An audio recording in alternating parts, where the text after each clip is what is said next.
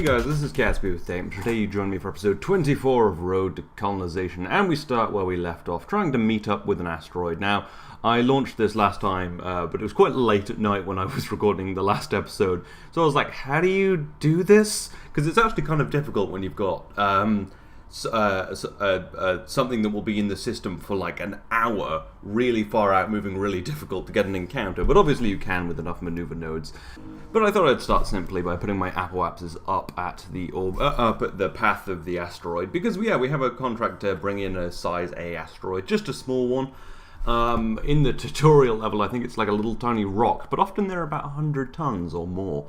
So anyway, we're setting up all our communications dishes, which totally aren't actually long range enough for this mission by like 3 million meters, which isn't much relative to everything else, but yeah. Anyway, after I've done my burn, I've a little overburn, so we correct it, and there we are. But it'll be a while before we get up there, so we're going to hop over to Duna briefly to see how the miner's doing. And it has filled up its tanks with ore, so it's time to convert that into liquid fuel and oxidizer.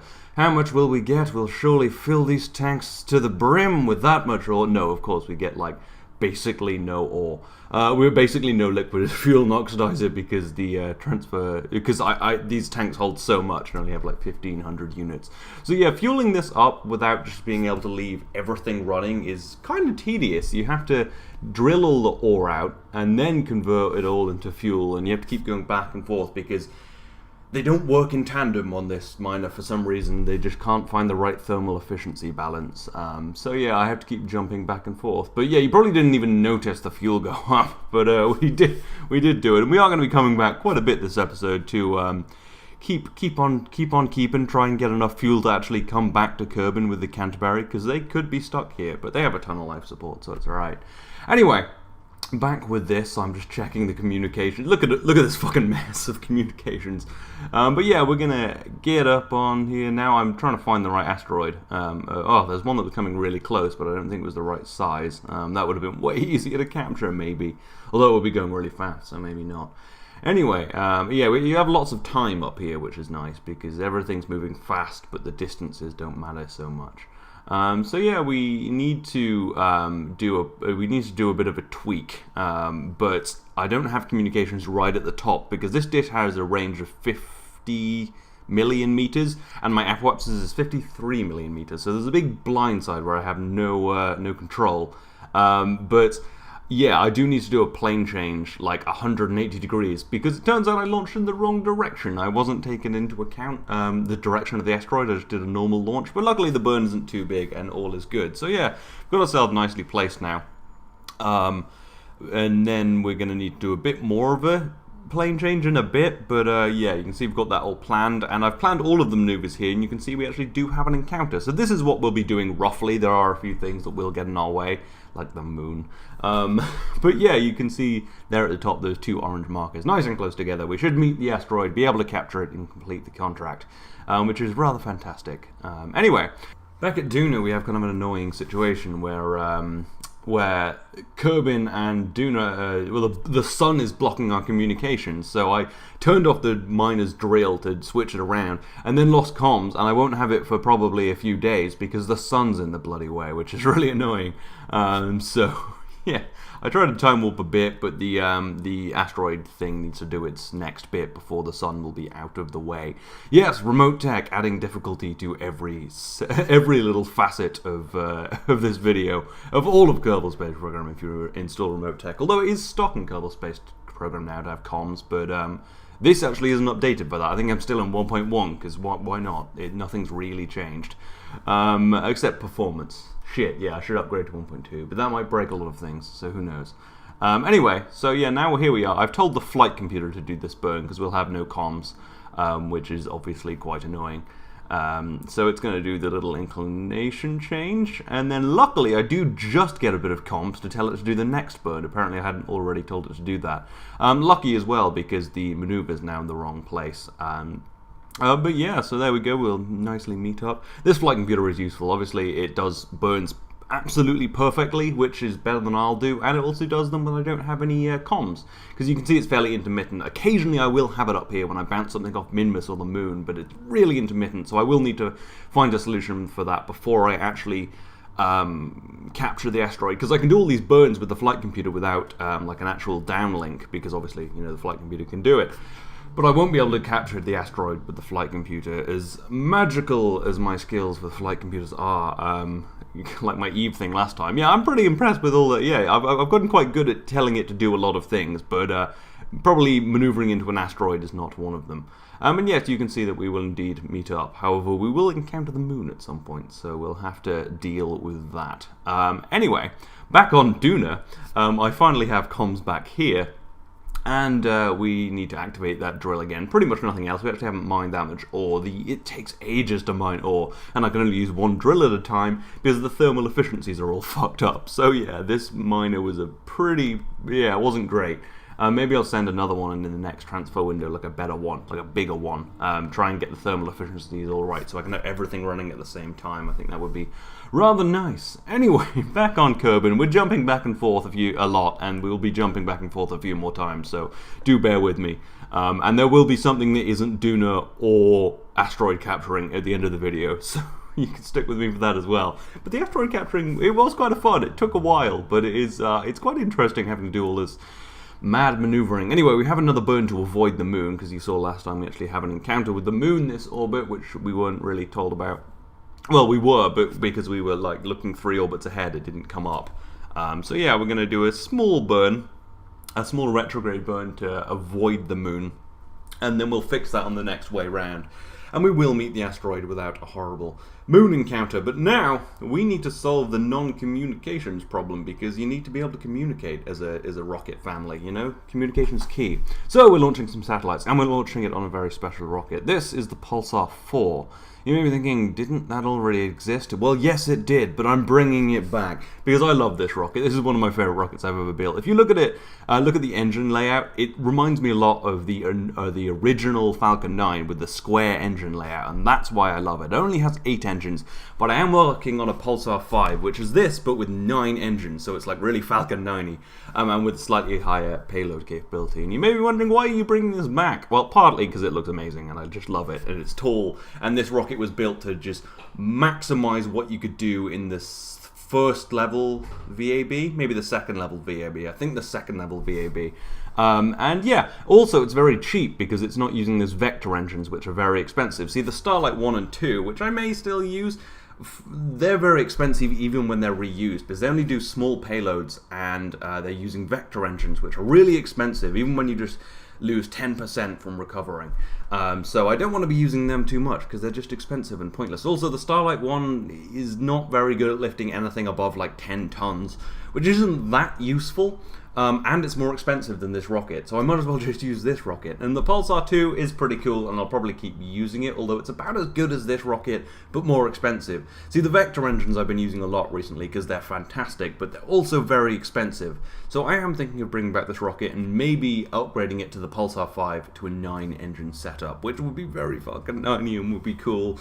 And yeah, this is still, and I might also actually finally install KOS and actually get these to get them reusing themselves without parachutes, which would be fantastic. But who knows? You know, I'd have to figure it out for each rocket. It would take a while. It's not trivial, but still. Anyway, yes, so this comes back and lands. This was a rocket from Road to Exploration, by the way, if you haven't seen it, which I guess there's probably a chance you haven't. But yeah, it was made to maximize what we could do with the second level VAB, maximize the mass and height and everything, and parts and all of that. And it actually sent a probe to Eeloo, I believe. I think there's a probe at the end of the episode that gets to Eeloo, and I think it was sent on a Pulsar 4. Total spoilers, I'm sorry, but yeah, the Pulsar 4 is a baller rocket. It's fantastic. Anyway, so we're going to use the second stage because we did launch such a light payload, which could have been launched on the Starlight 1, but I've been really kind of dying to fly this rocket. I know, I'm very sad. But yeah, so it has a ton of fuel left over, so we just give it a bit of a boost. And then we're going to boost these 3 satellites into a nice high orbit, about 8 million meters, I think. And then we're going to deploy them. And they're called, I think, it's FCK.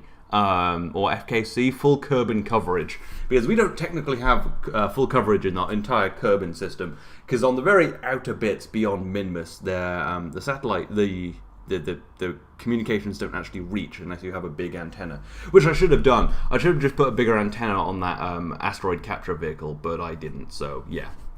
Oh yeah, just doing a quick save there, because I believe there was just a texture glitch. Yeah, you could see the atmospheric texture glitch. That's Scatterer's fault. Although I do love Scatterer so much, it can glitch all at once. But anyway, yeah, so now I'm going to put it into the nice circular orbit, deploy the satellites. I'm just going to kind of put them in slightly different orbits so they diverge. I don't really care that they're in a perfect place, because they'll drift anyway. At geostationary orbit, you can see I did try and put some satellites in a kind of orbit where they would stay at the same phase, but eventually they slip out. I think this save's been going for 8 years, so I didn't really try too much with this. Anyway, we're going to deploy the satellites. We're going to do we're going to do prograde burns at various points in the orbit. This one's going to go now. The next one's going to go a little later, so they diverge and try and give me good coverage. And they're above geosynchronous orbit because I need them to be higher to communicate with things with smaller dishes. Because 50 million meters or 53 million meters, which is where my asteroid miner is, they need to be kind of they need to be closer, but yeah, basically they just need to be closer to the things that are further out. That's why they're at a higher orbit. So anyway, yes, I deployed the second one. I was talking over it, but yeah, you can see what's happening. We're deploying them. I've named them all like FKC1, FKC2, FKC3. And I think this one just has a burn left to do, and will hopefully, yeah, diverge quite nicely. We should probably leave that little transfer stage behind because we don't need it anymore. Oh, well, we're going to do it here where we actually have some sunlight. So there we go. Nice. Hopefully this will help. Hopefully this will help for future missions, and most importantly this mission, because I really want to capture this asteroid, because I think I've only done it like a handful of times, but not for a long time, never in this series or Road to Exploration, and I've been kind of meaning to, so let's freaking do it, yo. So we just avoid the moon there. You can see that was a surprisingly long planned maneuver to just not hit the moon.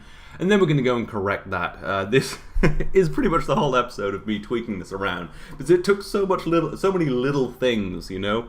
Yeah, I do like doing this kind of stuff. Like a complicated encounter is quite fun. That could be a good name for a rom-com, Complicated Encounter. Yeah. And it's about a big spacecraft trying to find its perfect asteroid. Oh my god, I've just thought of a KSP movie. It's not like cool like Duna Attacks like Matt Lown did. It's a rom-com, and it's in Kerbal Space Program. Anyway, back on Duna, as we tend to be, we're just going to convert over about 1,000 units of ore, and you can see we get some fuel, kinda. Well, that really didn't go up much at all. Yeah, I don't think we're going to be able to refuel the Canterbury. There is some reserve fuel left, so the Canterbury can come home now, but it does have enough life support to support the Kerbal staying another time, which wouldn't be the end of the world. They're just kind of here doing whatever at this point. Anyway, we're about to encounter the asteroid now, but to make sure we have comms, I'm going to burn this. I'm going to put this in an orbit where its apoapsis is nearer the apoapsis of the asteroid capture vehicle, because there's just a chance that the satellites will be on the other side of Kerbin, which would mean that they'd be further away and totally useless for this mission. So we position one, as you can see, to be closer to us and definitely give us comms while we're encountering the asteroid, and that'll happen nowish. And yes, you can see we can get rid of all the flight computer bullshit. The asteroid is moving in. We are moving in. The satellite's actually perfectly positioned. We'll surely be communicating with that now. That's quite nice. And there we go. We've got our encounter. I'm just going to do a few little burns to get nice and close. And we're almost within 100 kilometers, I believe, now. We're just going to null our velocity so that we have a little time to maneuver into it. And then we're going to grab it. And then we're going to burn retrograde. And then we're going to have ourselves an asteroid to research and drop on our enemies. Not that there are enemies. And although, you know, which universe is this in? Are there enemies in this universe? Who knows? Anyway, there's the asteroid. It's moved within marker range, so we can see how far away it is. And we'll just keep on keeping. No, we're going to keep our keep our retrograde marker over the target marker so that we keep moving in. And there we are, within 1 kilometer. After all of this madness, we finally encounter the asteroid, and it's actually surprisingly big. It's actually about 150 tons, which I did prepare for. This is quite a big vehicle for that reason. I don't have any RCS on it because, don't really need it. We target the center of mass of the asteroid and just try and move roughly into it, and then we're going to capture it. And then, we're going to slow down to 1 times time accelerate in a second just to see the beautiful, graceful encounter. It's so graceful. When you see this, you were like, wow, that is mad graceful, bro. Yeah, of course it wasn't graceful. I bashed it and then flipped around and clipped it with my engine because I hit it at about 2 meters per second, which is pretty fast. And the claw just didn't do it. So we're going to turn around, we're going to try and do it again, and we're going to try and grab this freaking asteroid. And then burn a retrograde. Target roughly the center of mass. Annoyingly, the asteroid's now rotating, which makes it quite hard to target the center of mass because it's moving. But it's cool. You just use the SAS and you just kind of burn at it and just hope like hell. And we've got reaction wheels and a gimbal. We'll be alright. It doesn't matter where we dock it as long as we grab it, not on like the very edge. Yes, there we go. Grabbed. We have ourselves an asteroid. Fuck yeah, bro. But the mission is not yet over. We're going to do a retrograde burn to keep it in orbit, which is also part of the contract and also important for studying it. If it just leaves, then we didn't capture it. It captured us, and we're not having that shit. It's not taking our spacecraft. We're taking it. Anyway, I can't burn at full thrust, annoyingly, because I haven't grabbed the center of mass. I've grabbed just slightly off it. But with gimbal and reaction wheels, we should be able to get it into orbit. Now, this burn obviously takes a while. If you've ever captured asteroids, you know that the burns take quite a while. This one only took to about 20 minutes because... because part of it was done by this really big engine, which was quite nice. But then part of it will also be done by the nuclear engine. So, yeah. Hopefully we'll have comms this whole time. It's like 20 minutes is a very small amount of time on this time scale. Anyway, the engine eventually burns out. We decouple it and reveal the nuclear engine. Of course, the shrouds come off the nuclear engine and just kind of like smack the edges of the stage below us. But yes, we slowly move off, very slowly actually with this, and you can see the stage behind us starts to spin rather beautifully. And now is the really long bit of just spending ages burning. I think it was about 20 minutes, but we can burn at about 2/3 thrust without moving, without rotating too much, so all is good. Those reaction wheels really doing their job quite nicely. And then here's just some more burning, just took ages, but I was just listening to Harmontown or something. But anyway, eventually the orbit wraps around, slowly circularizes, and there we go. We have captured the asteroid and completed the mission. Definitely didn't pay for the mission, but I just kind of wanted to do this, and I had the mission anyway, so I thought I might as well. And there we go. We'll do something with that next episode. But for now, we're going to jump back to Duna, and we're gonna convert some of this fuel. We've almost half filled up this thing now, which is pretty good, but probably not enough. And the final part of the video, the probe headed for Elu. Yes, didn't you do this like a couple of episodes ago? Yes, I did, viewer. That's your name, viewer. But this is a much better one. It has RTG, so it does not run out of electric charge. It looks like I have right now, because time warping fucks with electric charge a bit. However, Kerbin's too far away for even the longest dishes to communicate with, which is annoying because I didn't think that was a thing. I thought you would be able to communicate at any distance with the biggest communications dish, but apparently not. Apparently I need some kind of relay, so this will also fly by Kerbin. I really should have set up a flight computer to get this into orbit, but in my head I was like, it's the biggest dish in the game, surely that means that I'll be able to communicate in the game. Now I had the perfect amount of delta, actually no, even if I'd set up a flight computer, oh no, I could have done it, I could have staged, fuck. Yeah, basically I do have the just enough delta V to get into orbit with the second stage of the rocket stage and the probe stage. However, yeah, I'd have to set up a flight computer to do a bunch of staging, but I could have done that and I could have gotten to orbit, but we don't have comms, so it's no point thinking about that now. We'll just get another flyby of Elu. One day we'll get into orbit of Elu, but probably not. I imagine the series would be over before this another probe got there. Or maybe not, because we're moving quite fast now. We've actually gone through about about 200 days this episode. So yeah. Anyway, there we go. We get a nice shot of flying by Elu, but another failure of my understanding of remote tech, which is, yeah, comms make things difficult. It really do, especially when you don't plan things very well. Anyway, but yes, as I said, this was launched aboard a Pulsar 4, I believe it was, the rocket we launched earlier, so it's kind of fitting that we brought back that rocket just as this flies by Elu. Maybe you can go back and find the episode where I launched this and see if I'm right about that rocket. Or maybe don't. Maybe go do something productive with your day. Who knows? But anyway, I hope you have enjoyed this. We have ourselves an asteroid, we have ourselves some fuel on Duna, but probably not enough, and we have ourselves another lost probe. I will see you next time.